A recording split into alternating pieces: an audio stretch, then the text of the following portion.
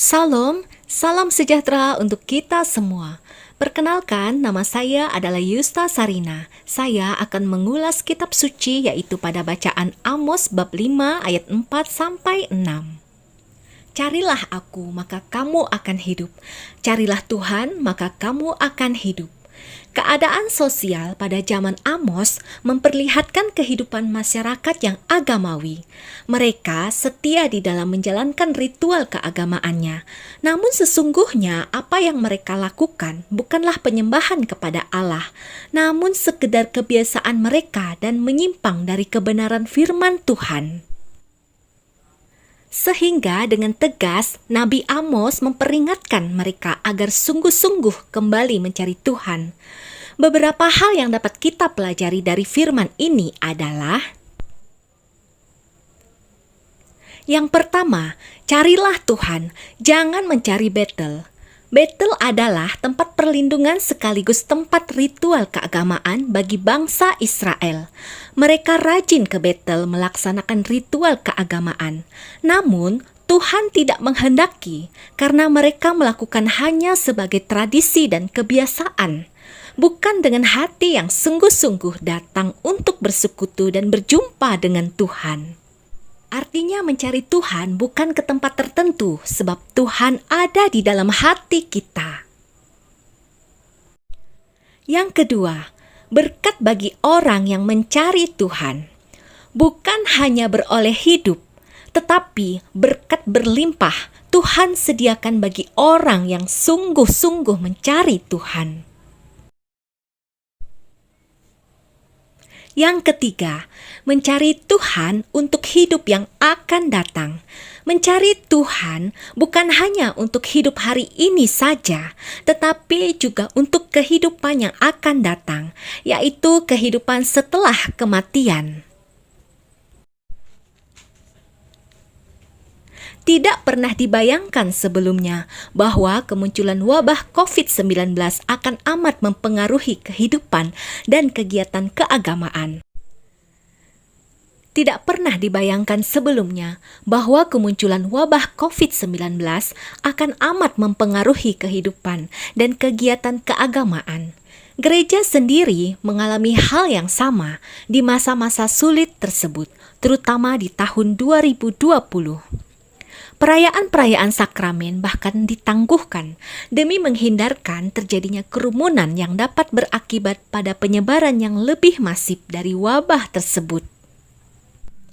Perayaan besar seperti Paskah dan Natal di tahun tersebut dilakukan dengan protokol yang amat ketat, sehingga hanya beberapa orang saja yang bisa mengikuti secara langsung. Gereja-gereja menjadi tidak penuh seperti sebelumnya. Dalam situasi seperti ini, gereja memperkenankan umat untuk mengikuti perayaan Ekaristi dan perayaan lainnya melalui tayangan televisi maupun media daring melalui fasilitas live streaming dari internet. Bagi sebagian orang, kehadiran COVID-19 menjadi alasan yang tepat untuk meninggalkan aktivitas rohani, yang berakibat mereka semakin jauh dari Tuhan. Sebaliknya, mereka yang memiliki kehidupan iman yang jujur, COVID-19 menjadi tantangan bagi perkembangan iman. Karena itu, berbagai kreativitas diciptakan agar kehidupan iman tetap terjaga. Misalnya dengan mengikuti streaming perayaan Ekaristi, menciptakan jejaringan sosial untuk berdoa atau berbagi firman Tuhan, dan berdoa bersama anggota keluarga. Pandemi yang sudah mulai mereda memberikan harapan akan hidup baru.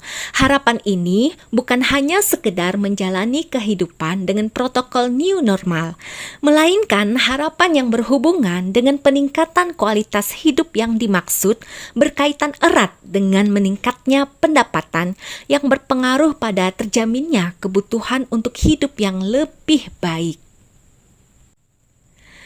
Selama masa pandemi, keadaan ekonomi memang runtuh. Banyak usaha bahkan bangkrut atau tidak dapat memenuhi biaya operasionalnya sendiri. Banyak orang yang di-PHK dari pekerjaannya. Pengangguran semakin bertambah dan tindakan kriminal pun semakin meningkat. Belum lagi ditambah anggota keluarga yang banyak sakit dan membutuhkan biaya untuk berobat.